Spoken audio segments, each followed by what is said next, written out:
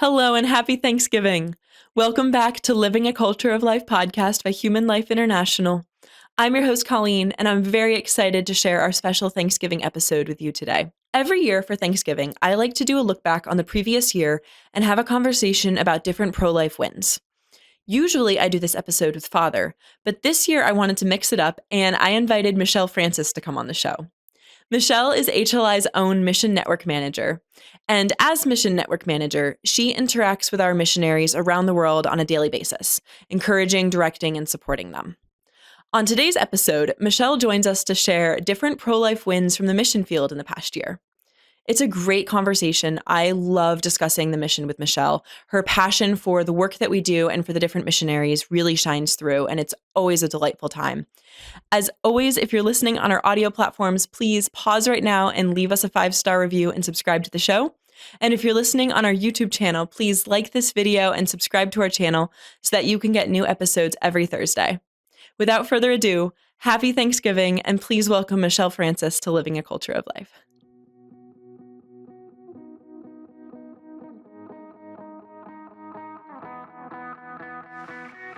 Welcome back to the podcast, Michelle. Thank you very much. Pleasure to be here. It's wonderful to have you here because you were on a couple times a couple years ago, and I always enjoyed those conversations, and I'm very excited to have you back on as a guest I love today. talking about it. Well, today I wanted to do a special good news from the mission field Thanksgiving episode, and I just want to start. You said before this episode that 2025 was a big year for you regarding the mission. Could you just explain what you meant by that for our audience? Sure. So now I was coming into my 4th year and really trying to get my hands around this global mission. And yes, what I saw in 2025, well, it was a couple of things. One, HLI, like the rest of the world, we suffered under inflation, under the financial constraints that everybody has been struggling with. And as well all of our affiliates and, as I like to call them, pro-life warriors out there. So one of the things I saw was just getting to know them even on a deeper level in their dedication. That in this year that was, financially a very tough year, just seeing them scrimp and scrape with their own money or finagling or whatever they could do to never have to say no. To the opportunity to spread the gospel of life. And it was it just was so beautiful. And the calls I would get and texts in the middle of the night and everything, time differences, they're so inspiring, right? And I'm watching and I know how hard it is for them, harder than even it is for us, and they're working even harder. And just what joy and what hope really for the future that I was seeing in them. But the other interesting thing that I was seeing was these programs really starting to expand. Things that we've talked about for a year and a half or so, and we're kind of dipping our foot in different areas, just really felt like they exploded in 2025.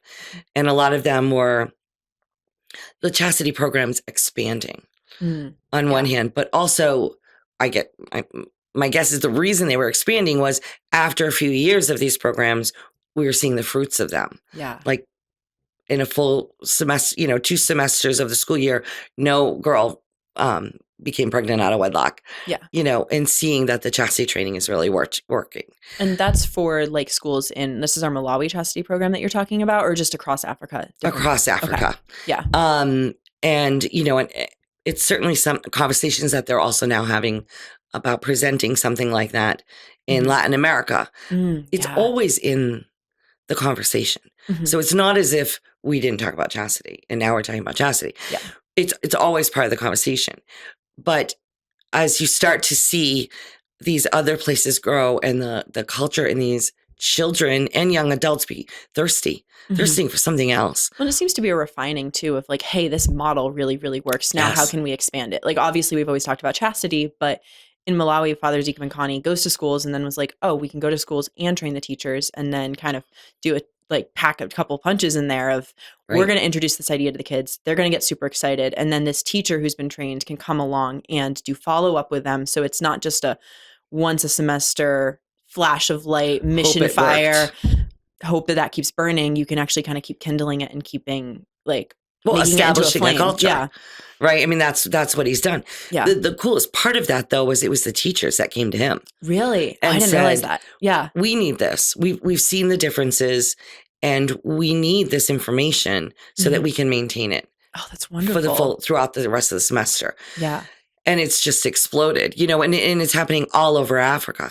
And Emil now has specific books and has really started throughout Tanzania, and then he's offering it through all the different countries whenever he goes on mission to them, is character formation and chastity education. Oh, interesting. So in the beginning of the books for the younger grades, it starts more with character formation, please and thank you, being honorable, not lying, not hurting people, things like that. And then, of course, it grows into when they're older, through all these things, stealing, blah, blah, blah, and chastity education. Oh, I love that. So, and he's just going through all the grades. Now, his hope is to be in 50 schools just in Tanzania. And these are offered in school by the teachers of the schools? No, he goes in. Okay. But then he works with the teachers too. Okay. So his hope is to have people set up, and he wants to spread it throughout all of the English-speaking Africa. Oh, that'd be wonderful. Yes, I mean, we have to buy the books. Yeah. Right. We not only do we need to send him everywhere, but we need to buy the books. But what we do know is that the desire is there for the people to receive this. Oh, they're open to the reception, that's 75% of the battle. Yeah, right? Exactly. If people want to learn, then it's just how do we get them what they need so that they can learn. But if people don't want to, it's you can send books and books and books and they can pile up, and it's just your eyes are glazed over. People don't care. Nope. So that's right. So seeing these, as we were talking, HLI is ultimately an educational apostolate. Yeah. We do all of the pro-life work, right? We counsel, we do post-abortion healing. We have, crisis pregnancy homes, adoption programs. We're involved in all the intergovernmental programs, but at our core, we're educational, and we're educational because that's what changes hearts. Yeah. And that's what changes culture. And then in the meantime, you need to save as many people as you can while you're trying to save the culture. Yeah. So it's kind of those two big balls to keep in the air. It's putting out the immediate fires, but also trying to change it so things aren't on fire down the road. That's right. Yeah. Right. Yes. So it's a safety course with with the immediate acute healing. And that's what I'm seeing. So now it's spreading. You're seeing everybody. So first you had Charles start his nurses program. And Charles is in Nigeria. Okay. I apologize. And we thought, oh my gosh, that's just brilliant. And then we heard from Imri in Hungary, Dr. Deglasi in Hungary, and he started a nurses program, which of course worked perfectly because with the heartbeat bill that HLI helped pass in Hungary, where every girl before she gets an abortion needs to hear the baby's heartbeat, which of course is going to be a profound moment. Yeah. They have to speak to a nurse first. So when the nurses have an understanding of what abortion really is, and they're the front line. Yeah. And now we have Alois in Rwanda training nurses. They're talking to people, in Burundi to follow through with this. And Father Gatimu has discussed, he's put on conferences for medical professionals. Yeah. We certainly have it going on in Asia. And which is another thing. And Dr. Lagaya is now going into colleges. Oh, really? And which is fantastic. I mean, she's so sweet. She's such a dynamic character. And I loved having her because we had all the regional directors on while I was here. Not all the episodes have come out yet, but it was just so great to talk to her and just hear her stories of everything she's doing in Asia. And she's so in love with it, and she's in love with life, and to see her and imagine her with a crowd of 200 college students. I just don't know how they. Not only is she speaking the truth, but she's just who she is. So. I'm sure it will have tremendous success. So I feel like even though technically it's probably been the hardest year, at least since I've been here, like financially, in that sense, yeah, it really was that sort of like shearing the tree down into getting this full picture. And now seeing everybody say, oh, I want to do that. And I want to do that, which is another reason things like the Directors Summit, or when we can get them all together through Zoom or whatever, and they can learn from each other. Yeah. And say, oh, can we talk after? Because I need a chastity program in my community. Yeah. So that was a very long answer to your question. No, that was good. It's great to kind of just hear an overview and what you're seeing in the mission field and just all the educational opportunities that have really been taking off, it seems like, in each area of the world. So it has. And I do think there can be a sense of panic. Yeah. When you have so many girls who are in danger of having abortions, or you have children being exposed to pornography and the elderly, and you're fighting on all these fronts to just feel like you have to put out the fires. Yeah. So I don't know what it was about how the Holy Ghost guided HLI in 2025, but it just feels like our educational platform, which has always been amazing. We've always had the resources. I don't know, just sailed. So. Yeah, that's awesome. Do you have anything that stood out for you this year that you'd like to share with our audience of favorite programs that happened, or just things that were super impactful for you that you think that they should know about?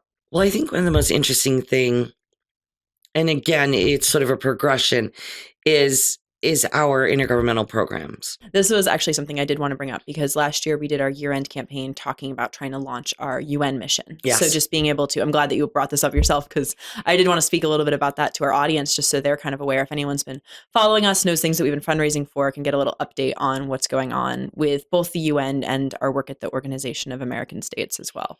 Yes. So Luis, who has worked with the Organization of American States, or OAS, as I'll refer to it, has a good sense. They've been in the OAS for many, many years, and HLI has been involved with it for many, many years. And it's so important that we're there. I feel in that respect, this year, he really spent it on relationship building, and it's paying off tremendously. In making more connections, in growing the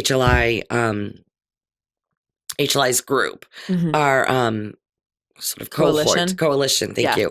Our coalition in there is growing, and as he's going around to diplomats and meeting them all, so that's been fantastic. They also know him now better, and with the grace of God, which I don't know how you wouldn't, they seem to very much like him because he's such a lovely man. And so again, I feel like there's been a trimming and a clarifying of exactly what he wants to see. He's kind of taking it over now fully. He's feeling his confidence, I think, and it's just been beautiful. And then with the UN, now of course this year was his first year. Sort of, no, it's not HLI's, of course, first year with the UN, but it's sort of this renewed, and having Luis take this over. Relaunching our mission there, and starting our presence and all of that, trying to make those connections. And that's right. Yeah. That's right. And being blessed to be able to work with groups like CFAM, who have done incredible work there too. So, one of the first things he did was he was looking there. The UN has monthly, if not multiple times a month, events occurring. Yeah. And so both financially and just practically, you really have to kind of pick your battle and look at where are we going to be the most impactful. So Luis decided that he wanted to go to, I'm not going to remember the name of it now. It was the Development Summit, right? Yes. Yeah. Which is something that you wouldn't necessarily obviously think abortion. Yeah. When you hear the agenda is for women's health, or it's the UN Women, you're like, oh, we know what's going to be there. We know what the topic is going to be. And every pro-lifer shows up trying to advocate for life there, which is fantastic. But development just sounds boring and economic. That's right. And yet what he found when he went there, which is what he suspected, God bless him, was, no, at the root of it, the life issues. Euthanasia and abortion, contraception, sterility, because they want population control. Yeah. Well, their logic is that in order to have development, you need to have population control. That's 100%. what Brian always talks about in the quote from Emil of you're turning large poor families into small poor families. There comes with this illusion that if you have a small family, you're going to be able to develop. If you reduce your population, you'll have more resources to invest, and this is what's going to help you develop. But it doesn't actually work out that way. I mean, quite the opposite, right, is what we're seeing. And So while he was there, he was able to make a real effect. Oh, that's awesome. Now, the one thing I do want to explain, and it may seem small, it is sort of a David Goliath issue, but in the UN, so much of it is language. So much of the work being done is they form these articles that come out and everybody stamps it and it's all agreed to. And somehow that's now law for whatever came out of that session. So language and wording is crucial. Yeah. And so it seems very small. You seem like you're splitting hairs, it seems like, with the work you're doing as a pro-life advocate. That's my right. understanding. It's like, why are we talking about the semantics of like which word you use here? But that's actually could like lives depend on that, which word gets used. That's right. And in many ways, sometimes you can look at Luis's often protecting the rest of us, the rest of HLI affiliates, because every session he goes to, whether it's the OAS General Assembly or the Summit of Americas or anything at the UN or the EU, the OACPS work, they want to make pro-life language considered hate speech. There's a huge goal. Now, from the moment it started, he has been able to keep that at bay. Yeah. So even at the UN, he was able to, as they're defining mental health, as they're defining these little things, development, population control, he was able to keep the language in a way that frees us still to be able to spread the gospel of life. Yeah. Huge success. I forget exactly how it worked out, but he was explaining to me when he came on the podcast to talk about the Organization of American States, about how they were basically trying to frame pro-lifers as people with mental health issues. Like there was some logical progression through the language of, if we use this language and this is considered hate speech, and if this is hate speech, then people who are hateful have mental health. Like it was, he walked through it all, and it was like one of those things where maybe it wasn't pro-life. It might have been people who think that there's two biological sexes have mental issues or something like that. I'd have to go back and listen to the episode to have him walk through, because I was like sitting there being like, I'm sorry, what? Like, this is a new concept to me. And so just things like that, where you don't realize these little tweaks of how words are used can lead to actual real consequences for people down the line. Huge. And you see it in other countries in Europe where you can run into legal trouble while you're trying to talk a woman out of having an abortion. Yeah. And that could be very detrimental to every pro-life movement on the planet. So the work that he's doing is essential. And he has a beautiful plan for the future. That was something we learned at the Directors Summit. And I'm so excited for this program that is a good program. And he is going to turn it into the greatest program, like I'm very excited for it. So no, I love talking to him about it, because it helps me understand. Like when I first started here, I'm like, I know nothing. I've never heard of the OAS. I've never heard of the Organization of American States. I know of the UN. I don't know what they do. I know of the EU. I don't know really what they do either. And the more that I talk to him, the more I realize how important the language out of these things is, and how much power actually sits with the intergovernmental organizations. So even though they can't make quote unquote laws for the whole world, the policies that they adopt go on to influence the laws in each individual country and can have like very real effects down the line. But it's so separated from the intergovernmental organization to the woman who might have an abortion that finding those steps in the middle, it's just, you don't think about it on the surface. You don't realize that what happens at the UN is directly impacting individuals in individual countries. And you need that degree. Luis is a lawyer and he wants to bring in more lawyers as affiliates. Just globally. So you can see that. Yeah. And to have them there, it's not cheap to fly him. Everyone knows that the prices of airlines have gone up. And so his hope is at some point we will have people who are close, even just to save on costs, which is a neat thing about Luis. Like he's also very pragmatic in that sense of how can I build a program for HLI that will be the most impactful and require the least. Oh, that's so awesome. So it's just such a beautiful, he's a missionary, right? Exactly. So even though he has a lovely suit on and a law degree, he's a missionary. Exactly. So it's very cool. You mentioned our Director Summit, and our audience, if they've been following the episode, have heard different episodes that we did with Father Giordano and Lagaya, and I had a chance to sit down with each of them while they were here. Could you tell our audience a little bit about what that Director Summit is? Because in none of the conversations I had with the directors did the reason that they were here in the U.S. come up. Oh, okay. Yeah. Yes. So every 2 years we try, if we can, to get to bring all the regional directors Mhm. here to Virginia. Essentially with it's work, Mhm. but also very much with a retreat mindset. Mhm. And they are the ones overlooking their whole area. Mhm. And so they're seeing, they've got affiliates underneath them, Mhm. and we get everybody here, we get together, we pray, we eat, and we share our stories, but we also really want to focus on, okay, where are you? Mhm. Where is your region? What are your big battles? Mhm. What are your successes? What are your failures? And essentially to do that thing that I've been seeing, which is shaping programs to be the most effective. Mhm. And that's really sort of on paper the goal. Mhm. And it's a good goal, and it's an important one. And everybody leaves with sort of an enlightened sense of, there I was, here I am, and this is where I need to go. Mhm. So it's a great setup for success.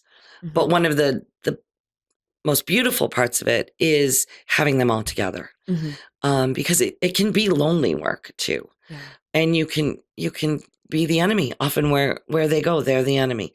And they're not always welcome, and they're certainly not welcome by the governments and things like that. So to have them together and watch them kind of and share it, that's when it takes on the retreat element. Mhm. And then everybody, we have adoration and rosary and of course mass every day, and it's a renewal. So it's great work, and it's great for the head and great for the heart. Yeah. Well, it also sounds like it's a really good chance to kind of strategize and things that wouldn't necessarily. I mean, I've experienced, you and I have talked about this, of just the difference if you're working remote versus in the office, of just the organic conversations that come up and the brainstorming and the kind of sharing of ideas that happens a lot better in person than it does when you're like, oh, I should write an email to this person about this thing. So it seems like bringing them together probably allows for a lot more organic.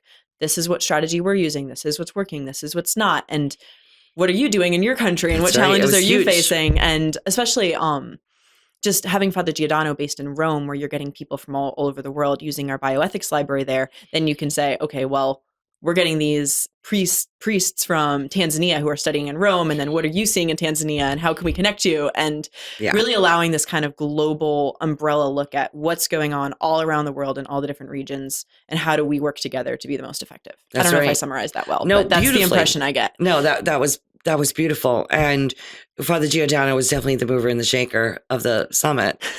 Because of that, he's Italian, but also, running the Rome office, having the Rome library.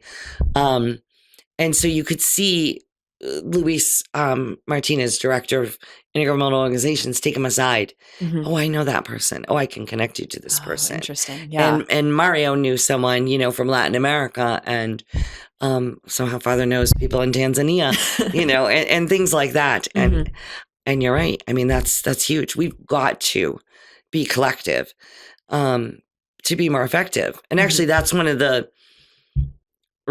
triumphs, I feel like, for Father Giordano this year was, and we all know this, I mean, if we're all being honest, is that we have all these beautiful pro-life groups around the world run by wonderful people. But yet the devil loves to come in and pit us all against each other.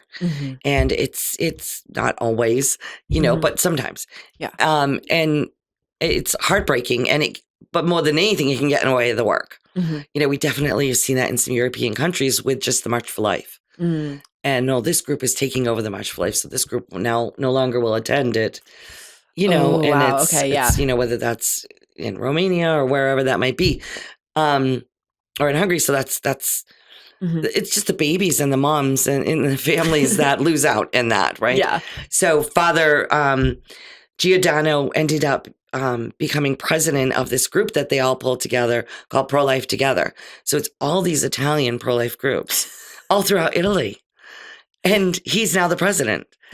And it's fantastic. It's that thing where they can now all work together because they can all come together in one place. And you have one place to coordinate. You're not like kind of wrestling to see who's in charge, but it's like, let's all kind of form this one coalition together and actually strategize that way. Right. Way more effective. And really just a great victory for Italy and Father Giordano, although he's like, oh boy, I know he'll do a beautiful job. So. I'm sure he will. Yeah. Do you have any like personal stories that you received from missionaries of different people that we helped this year that you would want to share with the audience? Anything that really stood out to you of stories, heartwarming moments that you heard about that you'd want to share? Yeah, I do. I mean, I sometimes it's too many. Mm-hmm. Never too many. I don't mean it in that sense, but as far as my cognitive function. But one thing is I definitely saw, we received a lot of testimonies, Mm. from priests and seminarians, in Africa. Yeah.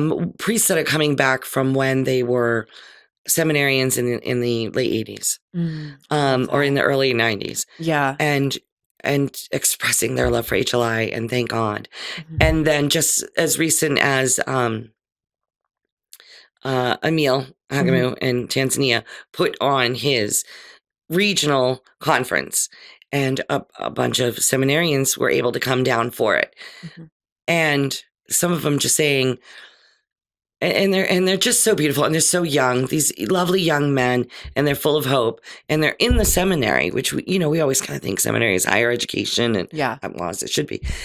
And these ideas of why contraception is an issue, not only the morality of it, but the chemicals, the physical reactions to it, what it creates in marriage, euthanasia, abortion, all of these things, chastity, the truth of conjugal love, the true beauty of it, they hadn't learned any of it. So, like, were they learning that contraception, abortion, euthanasia are wrong, but then there was kind of no follow-up of here's why, here's how you explain it, here's the, like, rationale behind that? I don't even know if it's absolutely addressed. I don't necessarily, which is fascinating, because I would assume that when you leave the seminary and you're ordained and you're dropped into a parish, primarily what you're hearing are life issues, sins, or struggles, right? Because that's our life. As we have a grandparent that's dying, or our teenage daughter gets pregnant, or there's infidelity, or things like that. So it seems like it would be something that needs to be addressed. Unfortunately, I don't think our seminarians are being served. So, and they're just exuberant, and they can't stop talking about it. And they head off from this conference, this 4-day conference, saying, I'm going to tell all my fellow seminarians, I'm going to start a pro-life group in my seminary, or I'm going to enlarge the one we have. And when I become a priest, I'm going to start a pro-life group in every parish I'm in. I'm going to educate. And you see, wow, this one person who will maybe be 3 or 4 parishes in his life. Not only is he going to affect the seminarians, but he's then going to go out and just explode with pro-life work from this one conference. And it's just, it's incredible. So that, Father Nelson to me was, he's in, he was in Tanzania, I think. He was in Tanzania, and we did get his story from then, but he's sort of a long time. He's known Emil for a long time. Yeah, that was actually one of the stories that I had written down to bring up today, because that was one that really moved me. I don't remember, I didn't print out the story, which I should have done to bring in with me, but I know that he had heard about HLI, and I think had been introduced to it back when he was in seminary, and that's right, had stayed in contact with Emil. Emil Came to his seminary. And then he invited Emil to his parish to do a talk. It was an NFP talk, like a talk, not just NFP, but on conjugal love, the beauty of conjugal love in his parish for married couples, and also one on chastity for like young people, for teens and young adults. And he had said in his story that he has a special like heart for doing outreach for married couples, and then also doing an outreach to couples that are like living together, either couples who are living together and aren't married, or couples who were married outside the church and have not had their marriages like convalidated within the church. I think that's the proper word. Having their marriages blessed by the church. Yes. And so anyway, Emil came and gave this talk to all these couples, and he also invited these couples who hadn't had their marriages blessed by the church. And as a result of that talk, 20 couples on Pentecost had their marriages blessed by the church. And just like from this one talk, you have all these fruits. Right. And it was so amazing to hear about. So yeah, I'm glad that you brought that up as well. Yes. And such a blessing that all those years ago, Emil, HLI actually, because I think it was even before Emil had gone, HLI showed up at a seminary. And then look what we see come from that. So that was great. And then, another story, which I just think, I guess it's sort of the quirkiness because they're twins, but it's so beautiful, and it touches many different programs, is we have Alois, who is the country director of Rwanda. Mm-hmm. And there was this, beautiful young girl, and she was in high school, Mm-hmm. found herself pregnant, and the boyfriend, kind of bounced, and even her parents and her community and the people she was talking to said, you can't do this. You won't be able to finish your education. You won't be able to have a life. You have to have an abortion. Mm-hmm. And she just knew, right? She had it. She knew in her heart, but everything was against her. Mm-hmm. And then she was listening to the radio, mm-hmm. and she heard Alois's program on the radio. And the amazing thing, though, is Alois had also been at her school. Mm. So, well, I don't know if Alois himself, but one of the HLI Rwanda team had been at her school, and she knew she could go to her teacher and say, do you have their contact information? Oh, that's so beautiful. So first she heard him on the radio, but because they'd been in school, she called them, and they went and they took care of her. And they gave her the truth, and they gave her family the truth, and then helped her every step of the way, and continued to help her as she gave birth to 2 beautiful babies. Yeah. So it ended up being twins. And, you have these 3 lives saved. Yeah. Because her life is saved too, of course. So it's just those beautiful little moments that we see. I tend to get hope from the programs. I do tend to be a long game thinker. Yeah. But it's so fantastic when you have a picture. Yeah. And you're like, oh my gosh, it really saved her. Yeah. And that beautiful little baby, I just want to squeeze. So those are those great moments. Yeah. Another thing that was kind of a big deal for me, I just loved it. I went home, I told all my kids and everything, is our affiliate in Ukraine, in Genya. And now, of course, we all know what's going on in the Ukraine. It's a very hard place to be. She lives in Kiev, and they're still being bombed. And she's an incredible woman. We were both blessed to meet her. Yeah, we have an episode with her, which I'll link for people who want to go listen to it. And such a good episode. And she's just the heart of a warrior, and we have the great story, I think, that we've told in the past about what she did when she went to Poland as they fled. Yeah, where they stopped the distribution of illegal abortion pills. Yeah, I think she tells that story on the episode. As I'm running, I'm also stopping the use of abortion pills. So she's gotta flee my country, but I'm going to do good over here too. The missionary life never stops. Insane, right? So that's the same let me go back to the war-torn country to keep working there. Right, like her kids were like, please stay. And she's, no, I have to go back. I have to go back, and I have to help. And I feel like I don't want to talk down the rest of the world, but at least speaking for myself, I would really be focused on trying to stay alive. Like, that would be my thought process is my electricity on? Am I going to be bombed today? I don't know. I feel like that, but not Genya. And she's continued her pro-life work, and she's talking to me and simply saying in the most casual way, well, the frustration is when I'm in the schools to give a chastity conference at schools is that it gets interrupted from the bombings. So we all have to go down to the bomb shelters. And I'm just looking at her thinking, I mean, these are the HLI affiliates. Yeah. She doesn't stop. And bombing is such an inconvenience to the spreading of gospel of life. That's the problem.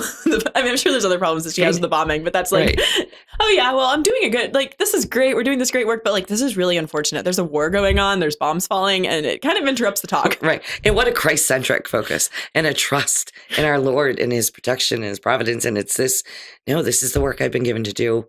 And not even bombs are going to get in my way of trying to complete this work.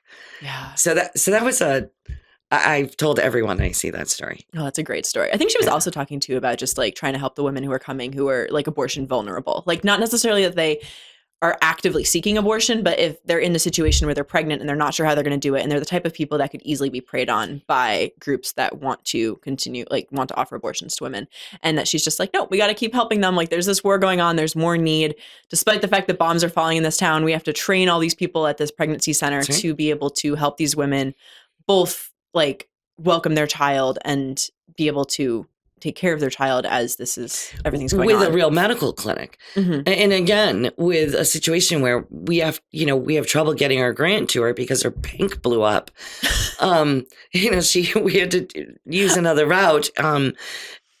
She wants to open a medical clinic with pro-life doctors. Okay. For that exact reason. Okay. For the because Ukraine's Mhm. tough.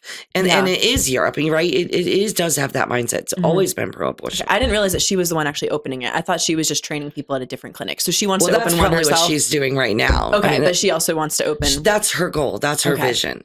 Which again, for me, to live in a country that's actively in war, and she still has that vision, and she's having those conversations.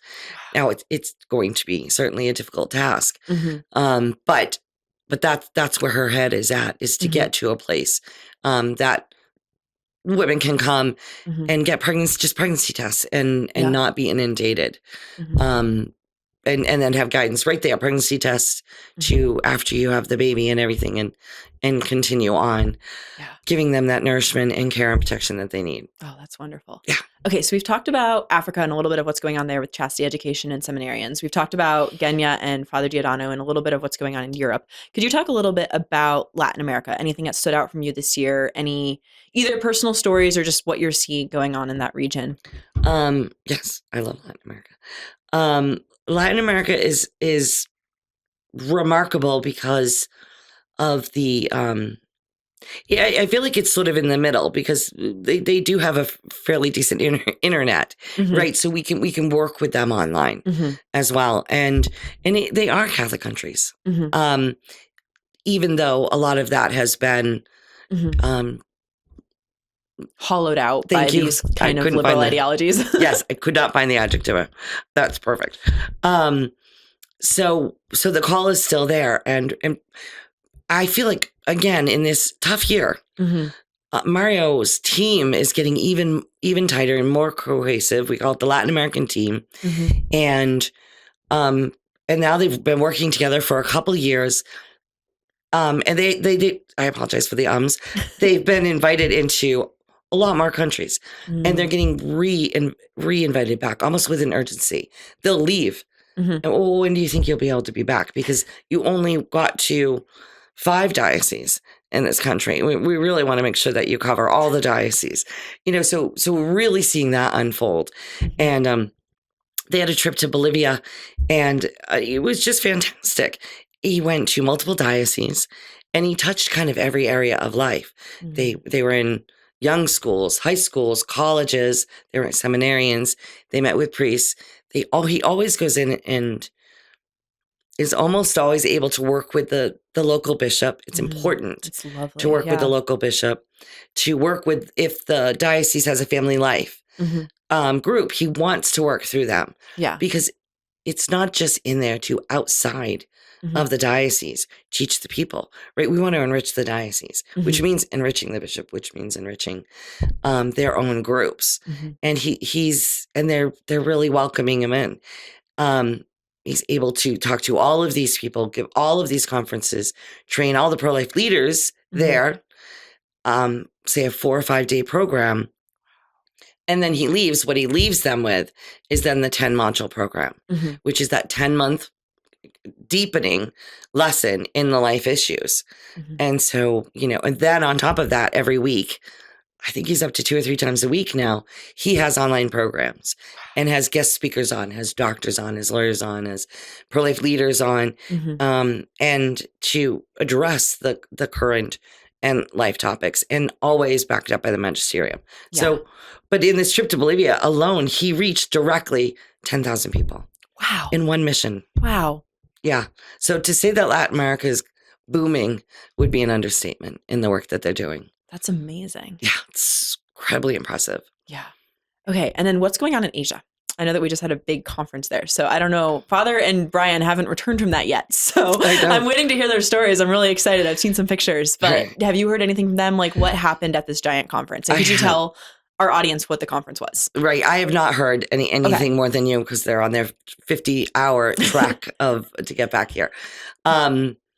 But yes, my understanding is it was a great success. I didn't doubt that. It's always been a great success. Could you tell our audience a little bit about what this conference is? Because we do it every couple of years. So, essentially, it's the Asia Pacific Pro-Life Conference.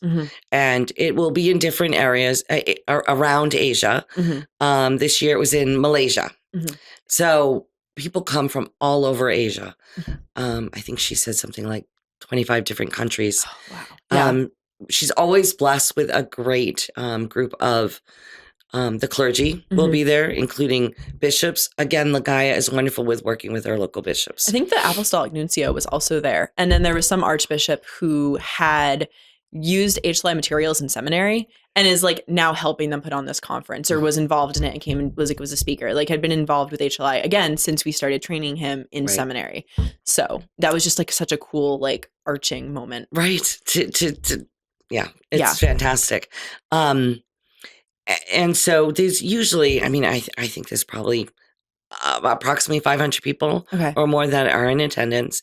And it's a series of conferences and activities, great food, great fellowship. Yeah. And Father Bouquet speaks. Brian, our own Dr. Brian Close speaks. Father Giordano was able to go this year, was wonderful. That's wonderful, yeah. Dr. Ligaya is an excellent speaker. And then she brings in local speakers, and they have mass every day with the bishops. And, you know, when it first started, that's where we actually got Doctors for Life, is there were some doctors there. They were blown away by, again, they had never heard this before, which is funny considering they're doctors. But there's so many things that come out of this aspect. Some of it is the beautiful individual, where Ligaya is often pulled aside from a young woman who ends up crying and saying, everything I've done up till now is the opposite of what you said, you know, help me. Yeah. And my marriage is falling apart and I can no longer get pregnant and these sorts of things. And those are those beautiful, intimate moments that happen. And then on the other side, you have pro-life groups receiving the tools for the next 2 years to have what they need, whether it's resources, whether it's just inspiration or new ideas quite often, and creating new programs. So it's huge. Yeah, that sounds amazing. And important. Yeah. I believe that Brian said this was the best one ever. So that's very exciting to hear. I am, very excited to hear more about that conference once they get back and be able to get some stories from it. So. Oh, and the pictures too, because the colors are always so bright and beautiful. So I'm very excited to see the pictures. Yeah. What challenges then do you see? So this has been a nice recap of like all the positives that have been happening throughout the year. Great Thanksgiving episode. That's why I love coming back to just mission topics for Thanksgiving every year, because it's just such a good opportunity to look back on the past year and just be like, what wins have happened? Like why it's so easy to get bogged down in the pro-life movement of just like the weight of the evil. So to be able to take a moment and just say, this is everything we're thankful for. This is all the ways God has been working through the mission this year. This is the lives that are saved or the good trends that we're seeing. But now looking forward to 2026, are there any big threats on the horizon that our audience should be aware of? Well, right now, again, and anyone who has received our newsletter a couple of years ago would have heard that there was a bill from the East African community. So that covers 7 countries.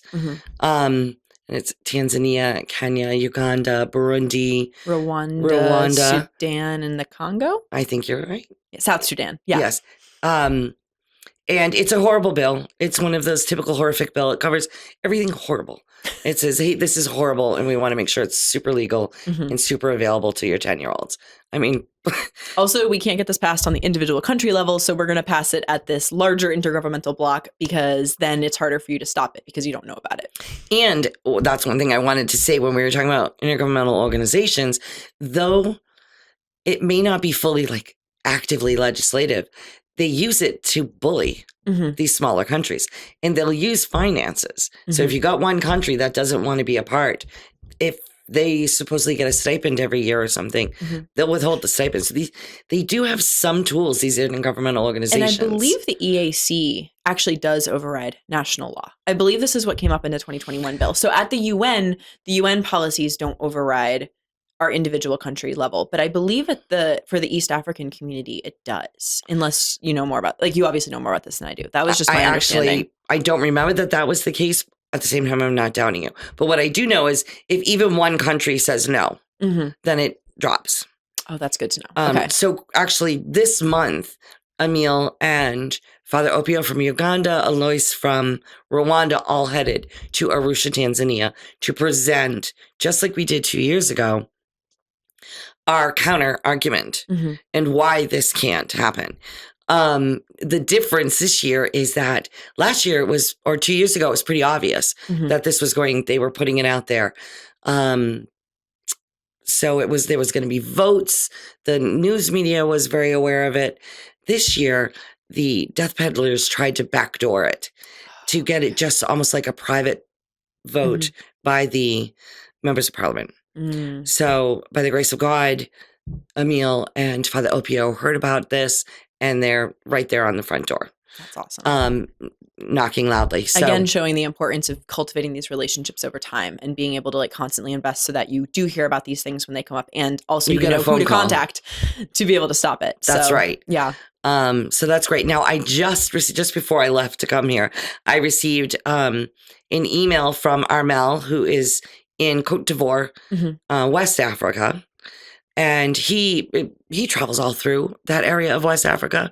And apparently right now, it's just happening. Togo is being, they're trying to pass an abortion bill in Togo. Okay. And it's pretty intense, and it's funded by Canada. Togo, Africa is having an abortion bill that's being pushed funded by Canada, and the money to push it is coming from Canada. Yeah. Huh. Interesting, right? So, we need to keep that very much in our prayers. Yeah. And I just got this information. He's just writing up the plan. I'm sure he'll speak with the other affiliates in the area. But that is something if people could keep in their plans in this upcoming Advent season. Yeah. Which would be great. That's wild. It's always like, I know that like the EU, Canada, and the US have funded, like all these Western organizations have funded all of these like bad policies throughout the developing world. It still just blows my mind when I realize that the government of Canada is funding an abortion bill for a country on the other side of the world, or funding the push to get this passed. Little Togo, leave them alone. They don't want it.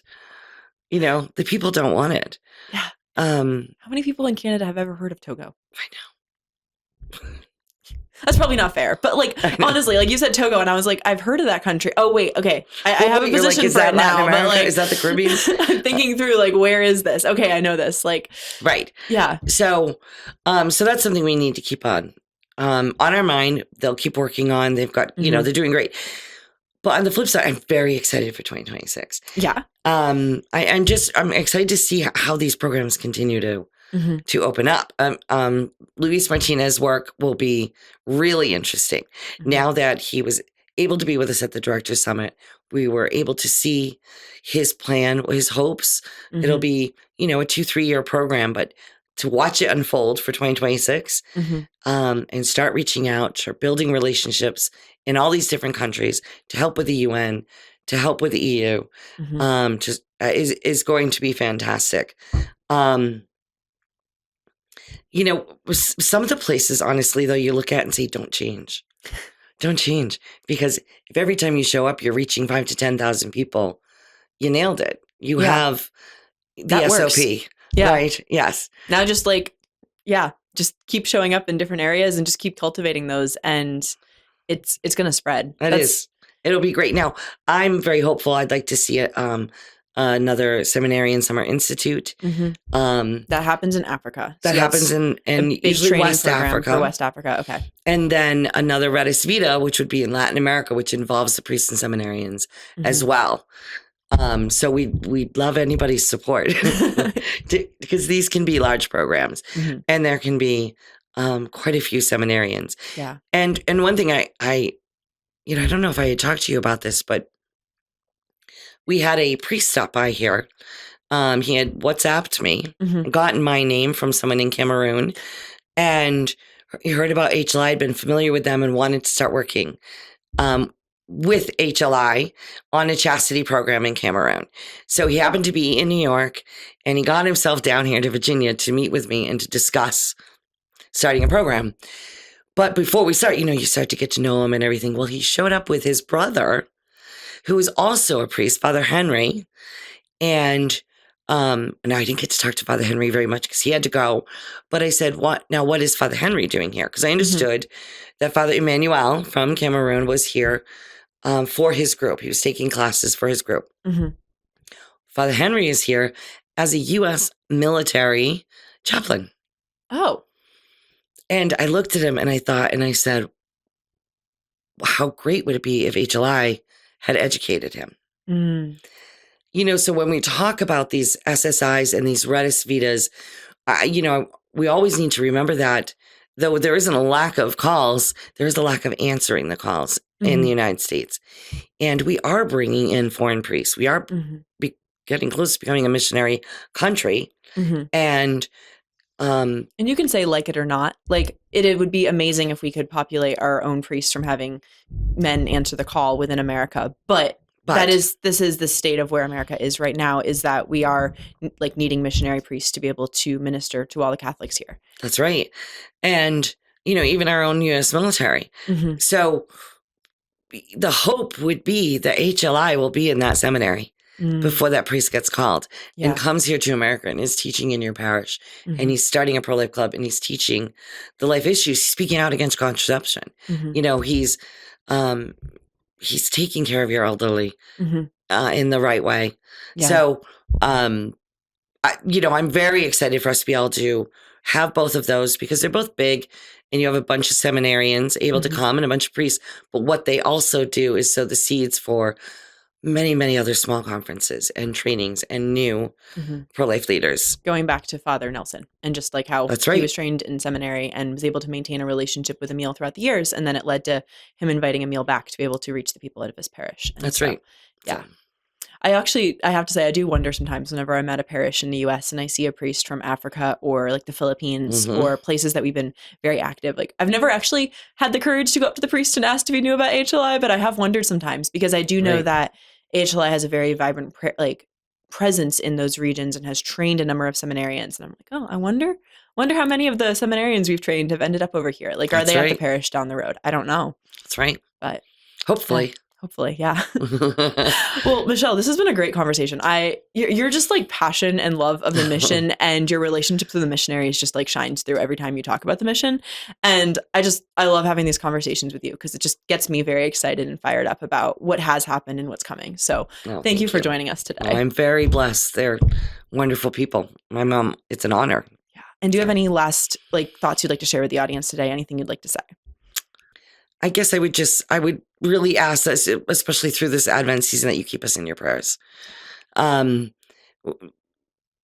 in it, right? We're in it for the long haul. And sure, I could sit here and talk about finances, but and not that we don't need donations, and we've had so many generous donations, but we're nothing without prayer. So if we could just everybody keep praying for us and praying for these beautiful souls. Yeah. Thank you. And happy Thanksgiving. Yeah. Happy Thanksgiving. And if people would like to support HLI, I will drop a link in the description as well. So like Michelle said, spiritual support is absolutely needed. Financial support is also incredibly helpful and needed as well. So thank you so much for joining us today, Michelle. Thank you for having me. And happy Thanksgiving to our audience. I hope that you have a blessed day and keep on living the culture of life. God bless.